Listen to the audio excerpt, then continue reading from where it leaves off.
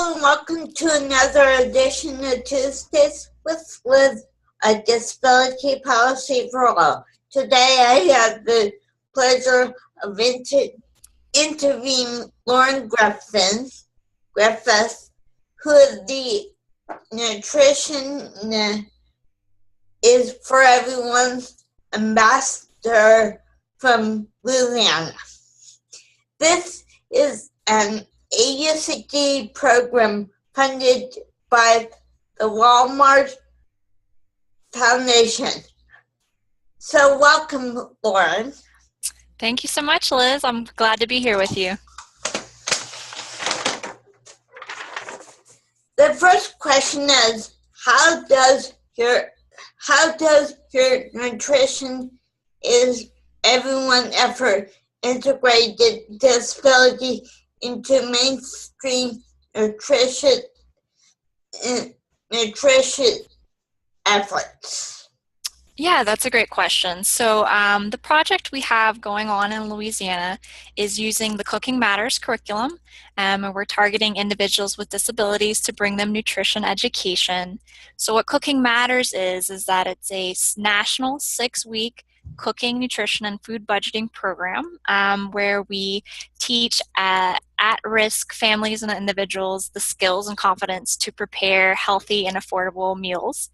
It's a lot of fun. We do nutrition education. We do interactive cooking demonstrations where everybody gets to get their hands dirty in the cooking process, and then we share meals together at the end of the class. So this program is already a part of mainstream nutrition efforts around the country. It is a national program, and one of its greatest strengths is that it's so easily adaptable. So what we're doing here in Louisiana is showing that with just a little bit of adaptation and a little extra support, that individuals with disabilities can take part in this comprehensive and effective program that's already being offered all over. And so the Arkansas project is actually doing something pretty similar, and we've been collaborating with them.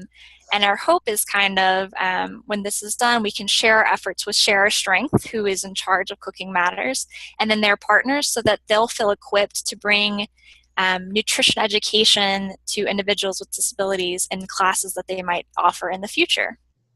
That sounds so fun. It is a lot of fun. Everyone has a great time. Thank you. The next question is, what policies are you hoping to impact in Louisiana, and what partners or coalitions are you working with? Okay, yeah, so the policies that affect nutrition are sometimes really broad, and they can seem really formidable. So we know that things like access to healthy foods, whether you live in areas with grocery stores or just corner stores, if you live in poverty, if you live in areas with high densities of fast food restaurants, or if you have access to transportation. Those are the environmental factors that affect people's nutrition through policies like zoning, transportation policies, economic policies. And even if they're indirect effects, they do all affect nutrition. But what we're trying to do through our project is build capacity within organizations that already work with individuals with disabilities, so that they'll be equipped to offer nutrition education to this population that they serve. So last year we trained 3 pairs, so a total of 6 deputy nutrition ambassadors from organizations across the state to lead the Cooking Matters classes themselves in their areas.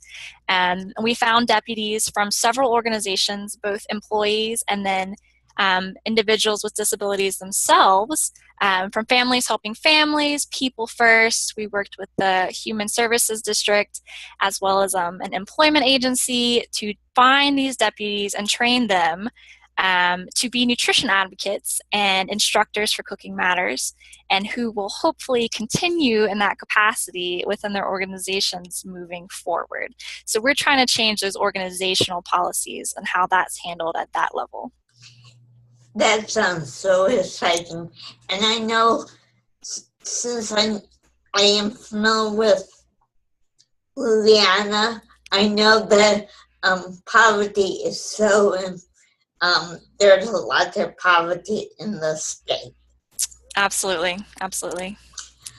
The next question is, what groups are our partners are the most influenced in terms of educating people with disabilities in nutrition?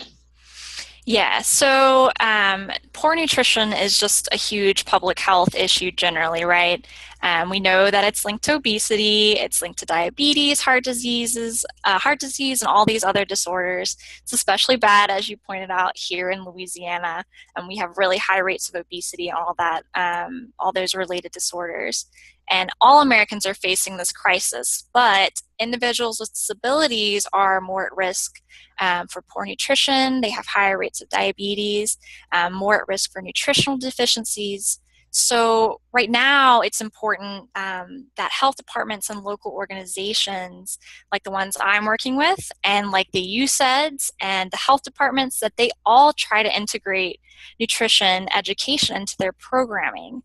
There's a huge knowledge gap in this area in the general population, but poor nutrition leads to a multitude of negative health issues, and it's actually the #1 preventable cause of death in the US.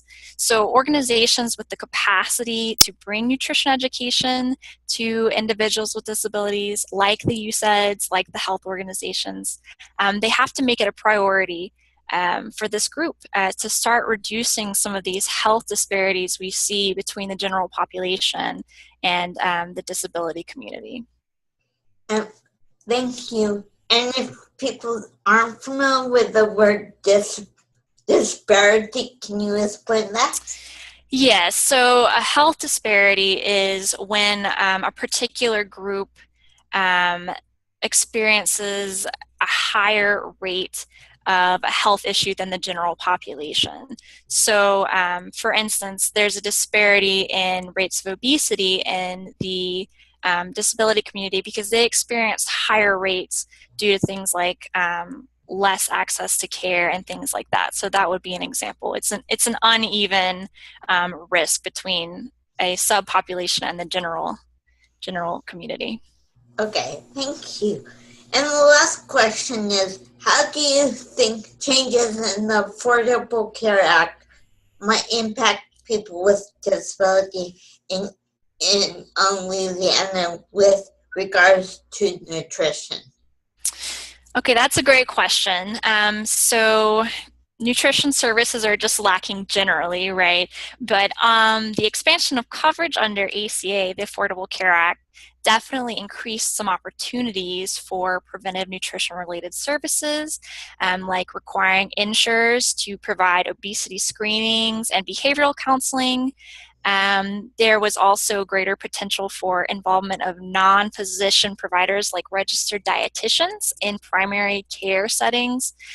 So the ACA certainly supported some more prevention efforts, like, for instance, the nutrition labeling in restaurants. So it was a step in the right direction, even though there was a lot of room for improvement. But now things are definitely uncertain with the looming changes of the ACA. But whatever changes are made, nutrition needs to be at the forefront of healthcare reform. Access to nutrition services need to be seen as absolutely essential to health and well-being.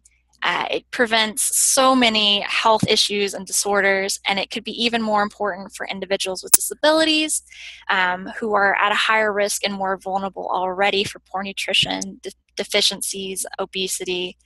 And plus, having access to nutrition services saves money in the long term because you're preventing all those diseases, which insurance companies should like. But much more importantly, it's essential to the health, well-being, and happiness of everyone, but specifically people with disabilities. So as we move forward, we're just hoping that whatever changes are made support preventive nutrition efforts, and that they are consciously inclusive of people with disabilities and their unique needs so that they can lead the healthiest, happiest lives possible.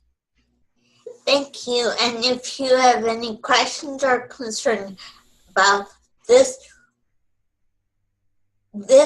edition of Tuesdays with Liz, please leave them in the space below. And if you have any questions about this or any other policy issues, please go to the AUCG webpage and look for this week's In Brief And thank you again, Lauren. And have a great day. Thank you so much, Liz. It was great talking to you. Bye. Bye-bye.